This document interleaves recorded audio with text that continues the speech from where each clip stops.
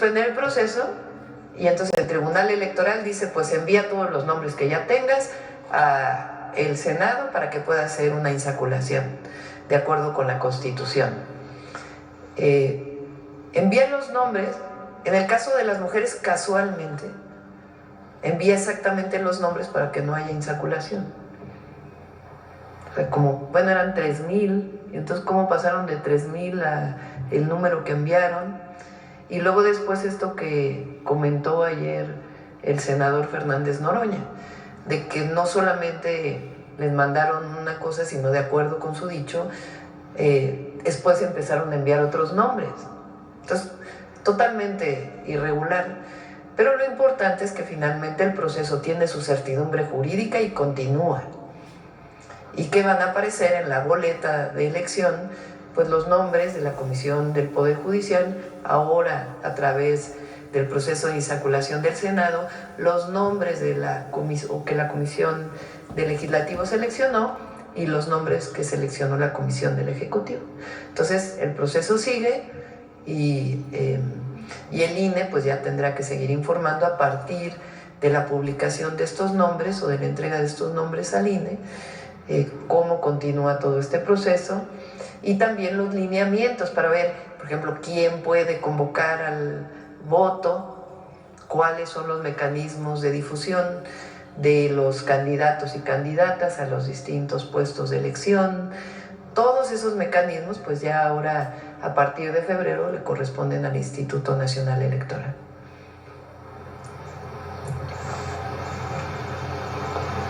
A ver si me dan el nombre del juez. Pásamelo ahí en una tarjetita. Señora Presidenta de la República, Claudia Sheinbaum Pardo, antes que nada deseo todo lo mejor para usted y sus seres amados con motivo del Año Nuevo y agradecer infinitamente que me haya brindado la palabra en esta mañanera del pueblo que se ha convertido en la referencia obligada de información real y verdadera a nivel nacional. Me presento ante usted, Ricardo Ramírez Juárez, director general del periódico digital El Privado Veracruz.com.mx, el periódico del pueblo de Jalapa, Veracruz. En nuestro gran estado de Veracruz, hoy gobernado por una gran y excepcional mujer, Rocío Nale García, quien se logró imponer en las urnas ante sus adversarios políticos, pese a la brutal guerra sucia que le dejaron caer sobre su persona y que extendieron también contra su esposo, el ingeniero don José Luis Peña Peña, y sus dos hijas, Tania y Rocío. Ganó su honroso cargo con 2.124.130 votos, mientras que el candidato opositor del PRI, del PAN y del PRD, con mentiras y con su guerra sucia, solo logró obtener 1.145.821 votos. Y solo por escasos 21.691 votos no se alcanzó el 1.000.000 de votos de diferencia. La intensidad de la guerra sucia contra la candidata gobernadora de la coalición Morena PT Partido Verde, Rocío Nale García, solo se comparó a la guerra sucia que a nivel nacional dedicaron al presidente Andrés Manuel López Obrador y a usted misma como candidata presidencial a través del mensaje que hicieron viral AMLO narcopresidente, y que posteriormente la candidata presidencial del PRIAN, que no vale la pena invocar su nombre, en el segundo debate presidencial acusó que usted era candidata de un narcopartido, como calificó a Morena, comprometiéndose a castigar a los delincuentes y a terminar con la extorsión,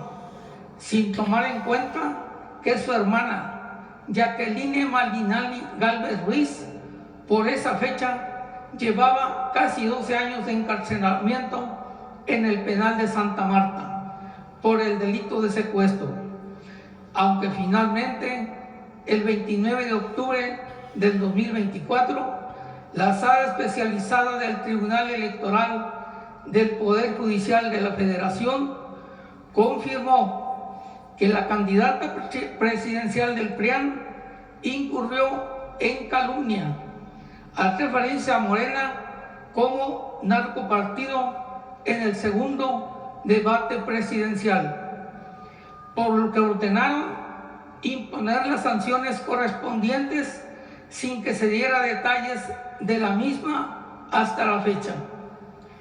En Veracruz, la radio, la televisión, la prensa escrita y digital, en su mayoría, se pusieron al servicio del candidato a gobernador del PRIAN, que trató de ganar votos con su eslogan del veracruzano de verdad, prometiendo a reconocidos columnistas y dueños de esos medios de comunicación millonarios convenios de publicidad, contratos de obra pública, cargos en el gabinete para sus hijos y esposas, regalos de camionetas de lujo con choferes y guardias de seguridad, así como viajes al extranjero a cambio de que escribieran todas las mentiras y difamaciones contra Rocío Nale y su familia, que mandó a difundir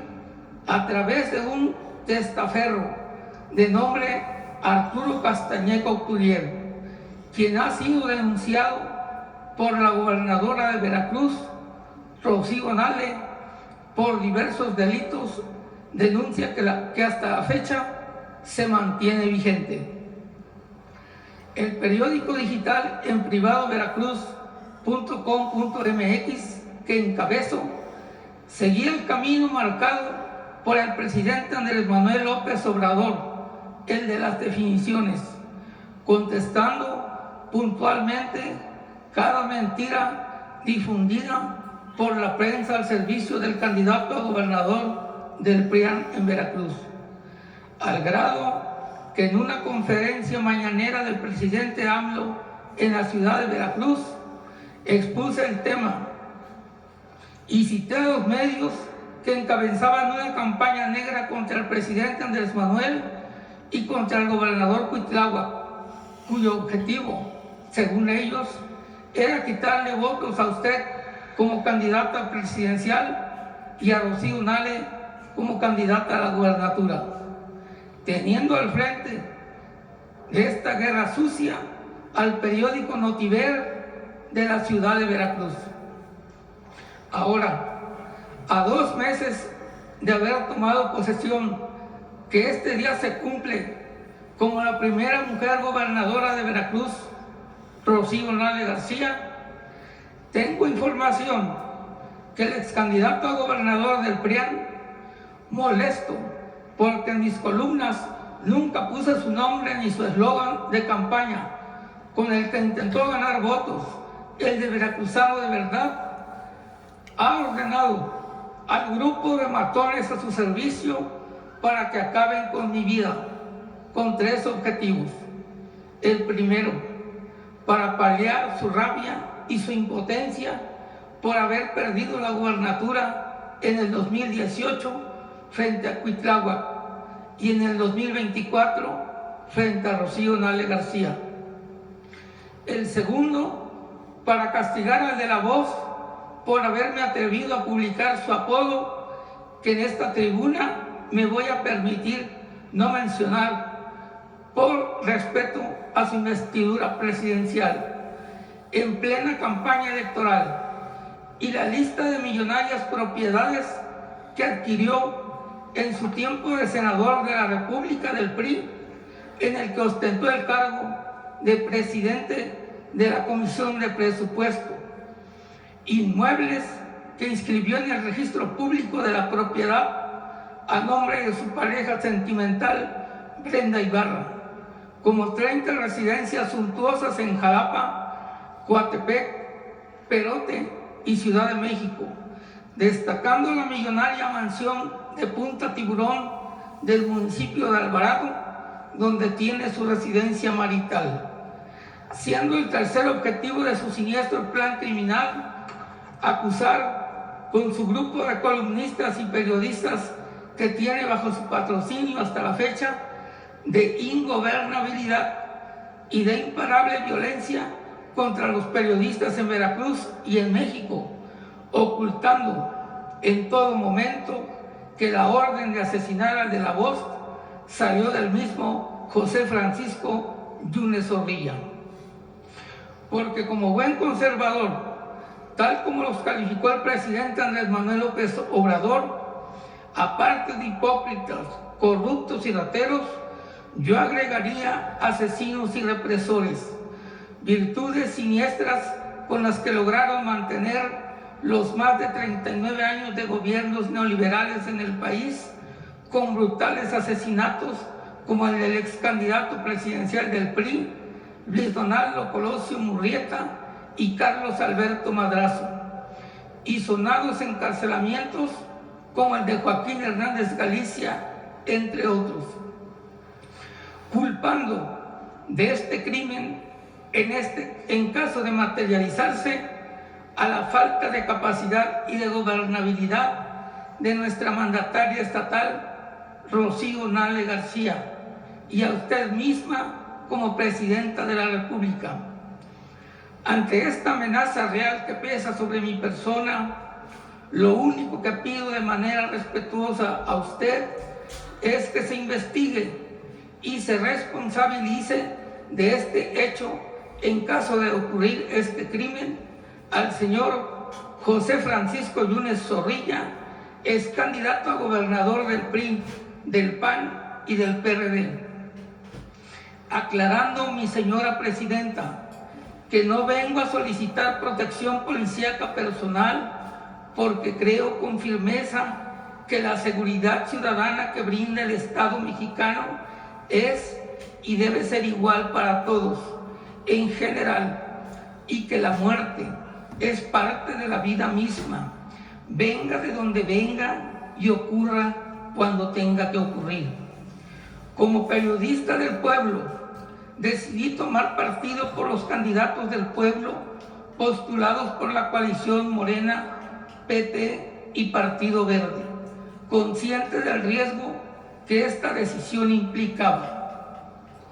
Si por esta decisión el ex candidato a gobernador del PRI, del PAN y del PRD en Veracruz decide cumplir con su siniestra amenaza en esta tribuna pública, como bien la ha bautizado usted la mañanera del pueblo, le respondo a este señor invocando una celebérrima cuarteta de Asmironiana que reza: erguido bajo el golpe en la porfía, me siento superior a la victoria.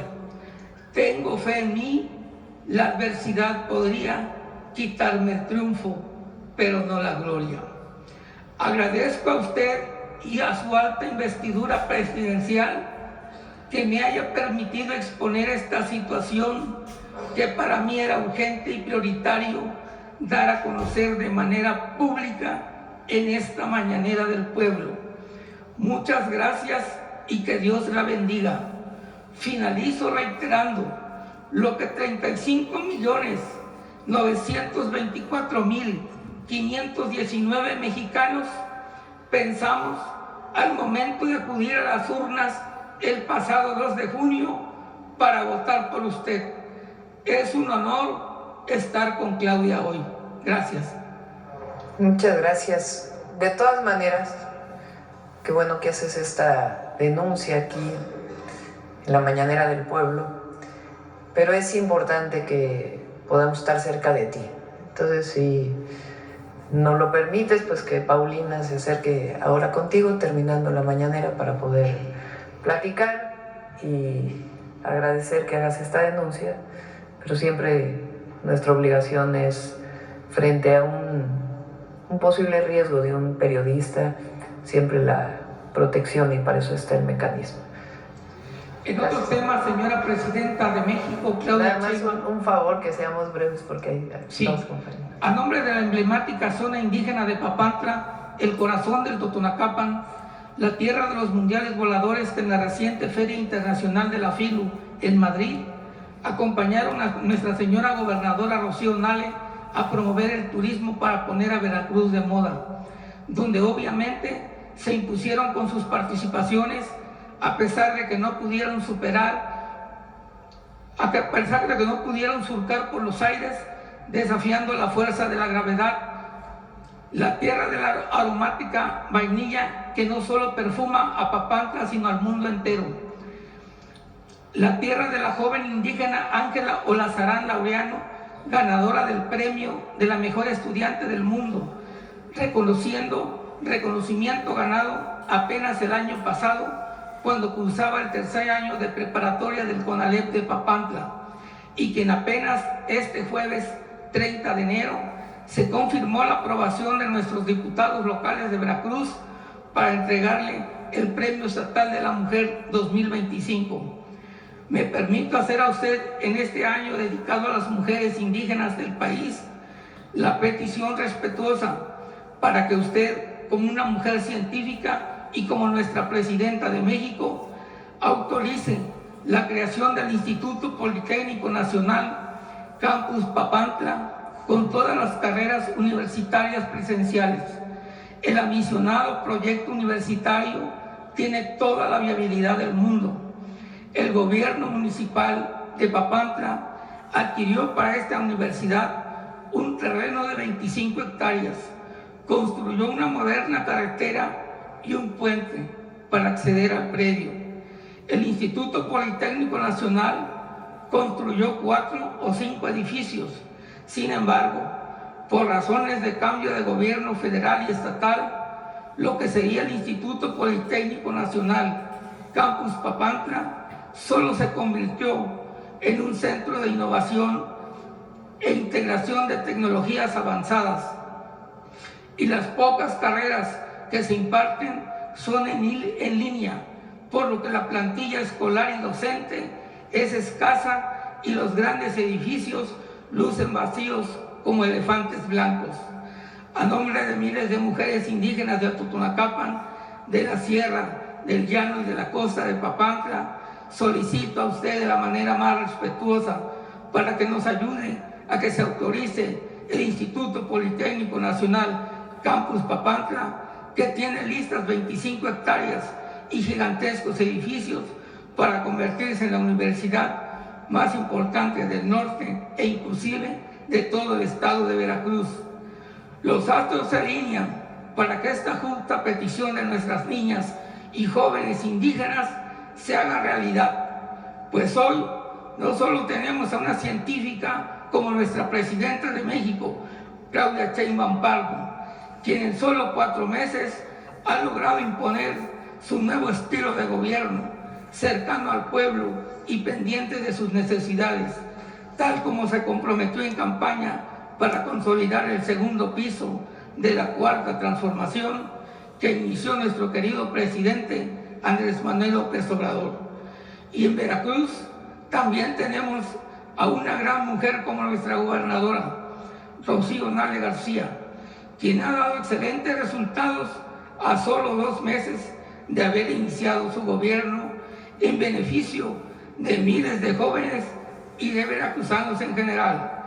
En el tema educativo, la señora gobernadora Rocío Nale canceló los pagos de inscripción de todos los institutos tecnológicos y universidades tecnológicas del Estado, pagos de inscripción que significaban muchos millones de pesos para esos centros universitarios. Pero no solo eso, nuestra sensible y fraternal gobernadora Rocío Nale autorizó la creación de 5,000 becas a estudiantes universitarios de todos los institutos tecnológicos y universidades tecnológicas, con el único requisito de estar catalogados como de bajos recursos, con un monto cercano a los 50 millones de pesos. Por su atención a esta petición, muchas gracias, señora Presidenta. Muchas gracias. Lo vemos con el director del Poli con Rocío, a ver cuándo podemos hacer ese campus. Bueno, a ver, vamos con la última pregunta acá.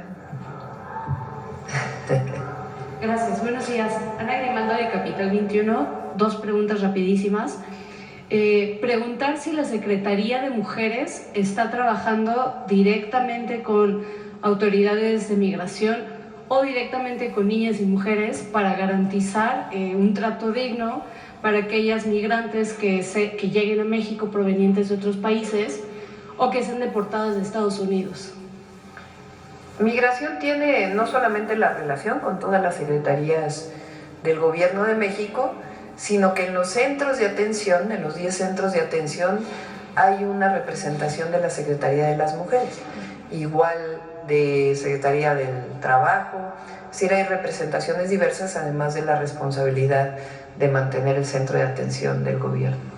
Gracias. Y por último, ayer iniciaron las mesas interinstitucionales de cuidados en la Secretaría de Mujeres. ¿Saber su opinión sobre esta articulación y cuáles serían los siguientes pasos, además del inicio de operaciones de los CESIS? El Sistema Nacional de Cuidados consiste, digamos, de varios ejes que vamos a desarrollar.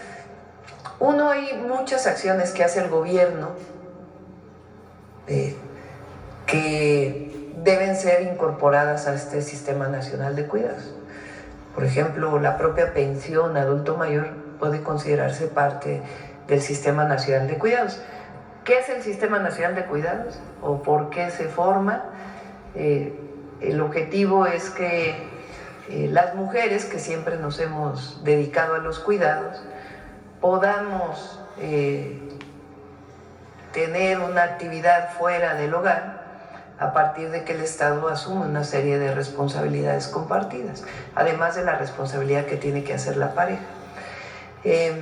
Entonces, tenemos este Sistema Nacional de Cuidados que agrupa distintas acciones que ya hace el gobierno. Y por otro lado, el planteamiento del nuevo sistema o de nuevas acciones para el Sistema Nacional de Cuidados, pues es esencialmente los centros de educación y cuidado infantil, por lo pronto, que están planteados de inicio para mujeres de la maquila y también para mujeres, niños y niñas jornaleros agrícolas. Entonces, por lo pronto es ahí, pero la idea es que todo el gobierno participe en este proceso. Bueno, lo dejamos ahí. ¿Una más quieren? Ya, para cerrar. Les doy 2 minutos antes de Suave Patria. A ver, tú ya preguntaste, pues, a ver, allá atrás. Ayer te tocó.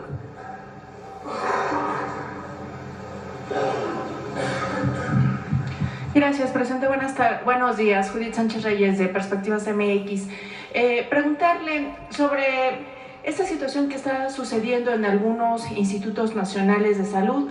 Algunos han manifestado su preocupación por la reducción en el presupuesto para este año. Un ejemplo de ello, el de cardiología, que tendrá 245.4 millones de pesos menos, es decir, el 11.9%, por lo que su director general emitió una carta hace unos meses informando de que estaba viviendo una situación crítica este Instituto Nacional y que, bueno, pues eso iba a repercutir de alguna forma en tener los insumos para darle atención a los pacientes y desarrollar el propio trabajo de quienes laboran en él. Pero incluso esta misma situación se ha estado dando, se ha estado denunciando en algunos otros hospitales, como el Hospital Civil de Oaxaca. No sé si ahora en su gira de trabajo le comentaron algo al respecto, en donde incluso se ha dicho que por falta de presupuesto se han tenido que suspender cirugías. Como gobierno, preguntarle en ese sentido si se está dimensionando las consecuencias que conllevará este recorte presupuestal en el rubro de salud, para poder, pues obviamente, llevar a cabo la atención a los pacientes, la enseñanza e investigación médica en el país. No hay recorte en salud, de hecho tiene más presupuesto. Lo que pasa es que vienen distintas partidas, porque ahora ya se concentra todo en IMSS Bienestar, en aquellos estados e instituciones que están incorporados al IMSS Bienestar. Y además, el MIRMEX, junto con Secretaría de Salud, tienen la concentración de hacer las compras de medicamentos e insumos médicos. Entonces, para el director de cardiología y los institutos nacionales de salud, que son pues de lo mejor que hay en nuestro país, le pediría al secretario de Salud, a David Kersenovich, que viene de los institutos nacionales de salud, particularmente el Instituto Nacional de Nutrición, que pueda platicar con la coordinadora y los directores para que conozcan cómo está distribuido su presupuesto, porque no hay recorte. El caso del Hospital Civil de Oaxaca es un caso especial, por un tema ahí, pues, que tiene también que ver con los trabajadores, que no quisiera explicar mucho más, que en todo caso el propio IMSS Bienestar lo podrá explicar. Tiene sus propias particularidades y se está atendiendo. Y como lo mencionamos, la compra de medicamentos, insumos médicos ya cerró, ya se asignaron los contratos y a partir del mes de este mes y el mes de marzo llegan todos los medicamentos e insumos médicos, y para este periodo se hizo una compra complementaria para que pueda llegar todos los medicamentos e insumos, además de la coordinación que tenemos con las 23 entidades que están en IMSS Bienestar y las distintas instituciones, y pues el apoyo que se le da a los demás estados de la República. Presidente, ha habido diversas manifestaciones de personal de salud, enfermeros, doctores, que han denunciado justamente en algunos casos la suspensión de sus sueldos, en otros casos que no se cumplió esta promesa de contratarlos de manera formal, sobre todo después de haber participado en la pandemia, y una serie de situaciones, justamente la falta de insumos, incluso en algunos hospitales aquí en la Ciudad de México. En ese sentido, ¿qué información tiene usted? Ayer lo mencioné, ayer estuve hablando de este tema. El IMSS Bienestar se conforma de la federalización de los servicios de salud de 23 entidades de la República. ¿Cómo se hizo esta federalización? A partir de una serie de convenios en donde se establece qué médicos o qué personal de salud pasa al IMSS Bienestar. En esa primera etapa, todos estos médicos o personal de salud obtuvieron su base e incluso un incremento salarial. Ahora viene un segundo proceso de revisión de cuántos de los médicos o personal de salud que pertenecen a los estados, porque en los estados se quedan servicios de salud, pueden ser incorporados al IMSS Bienestar.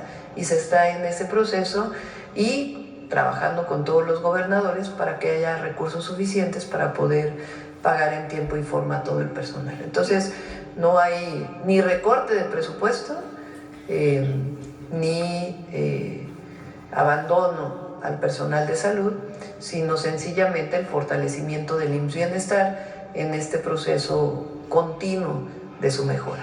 Y presidenta, nada más para terminar con este tema, ¿se va a seguir contratando a médicos cubanos y de otras nacionalidades? Sí, ahí donde hacen falta médicos especialistas en nuestro país y haya la solidaridad de otros países para poder venir a apoyar los servicios de salud, se sigue con la contratación, porque lo que prevalece es la atención a la salud de la población. Bien, presidenta. Y hay que recordar por qué, porque se ha planteado por parte pues, de adversarios de la oposición que se privilegia la contratación de un personal de salud cubano de otro país frente al personal de salud de México. Eso es falso. Es para aquellos lugares en donde no hay médicos especialistas o médicos familiares que quieran cubrir esa plaza por parte de personal de salud mexicano, o porque durante todo el periodo neoliberal dejaron de formarse médicos especialistas, con esta idea de que restringiendo el ingreso iba a haber mayor excelencia en la formación, y en realidad lo que hicieron pues, fue dejar de formar médicos especialistas. Entonces, por eso es la necesidad de acudir a otras nacionalidades que nos ayudan y nos apoyan a la atención a la población. Me ha tocado en estas giras, desde que entré al gobierno, visitar muchos centros de salud y hospitales y ver a los médicos cubanos trabajar en los lugares más apartados, Mulegé, por ejemplo, con una convicción, un trabajo y una integración con todo el personal de salud muy importante para la población. Bien, Presidenta, gracias. En otro tema, hace 2 semanas un juez federal del Altiplano ordenó a la Fiscalía General de la República investigar como terrorismo la masacre de la familia Levarón y Langford, ocurrida en noviembre de 2019, donde fueron acribillados 3 mujeres y 6 niños. Esta resolución ha sido calificada por los integrantes de estas 2 familias de histórica, pues refieren que les ha asistido la razón en estos 5 años al asegurar que la violencia que ejercen los grupos criminales es terrorismo al robarle la paz y la tranquilidad a los ciudadanos. En este sentido, preguntarle cuál es su postura de su gobierno ante esta decisión judicial. Sí, no coincidimos con el juez. Por supuesto que hay que trabajar permanentemente en contra de los grupos criminales, pero como bien lo ha explicado aquí el secretario de Seguridad, de la Defensa, la connotación de terrorismo es distinta. Entonces, si quieren la próxima vez que venga el Gabinete de Seguridad y el propio fiscal que pueda platicar sobre este tema, y son grupos criminales a los que combatimos permanentemente. ¿Usted cree que esa resolución es un acto de justicia para estas familias? Que lo contesten ya en particular por qué las características de esta denominación y las implicaciones que tiene. Pero la justicia a las familias se está haciendo, porque es independiente. Hay muchísimos detenidos respecto a este acto delictivo y la justicia integral a las familias. Y ya nada más finalmente presenta como duda, ¿por qué se decidió que el 2025 fuera el año de la mujer indígena? ¿Cuál, digamos, es la trascendencia en ese sentido? ¿Por qué no? No, la mujer indígena es una reivindicación, claro, del origen de México, y nunca se había reconocido a las mujeres indígenas como las estamos reconociendo ahora. La pregunta es ¿por qué extraña? No, simplemente que haya una si había alguna otra razón de trasfondo. Sí, nada más no? Una razón histórica de justicia social, de justicia para las mujeres indígenas. Ah, qué preguntita más estúpida de esa vieja. Las más discriminadas. ¿Cómo? ¿Por y las qué? menos reconocidas. Cabrón. Y ahora estamos reivindicando a hasta todas un las niño mujeres. recién nacido sabe De eso. inicio a quien tenemos que reconocer es a la mujer indígena, que durante años quedó olvidada, marginada en nuestra historia. Eso. Entonces, esa es la razón. Y Más tú bien la también pregunta vienes de es, una indígena, ¿por qué no te extraña hagas.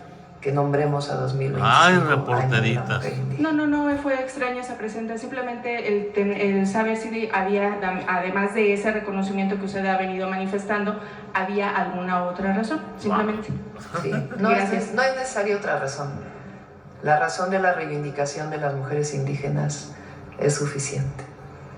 Gracias a todos y a todas, buenos días.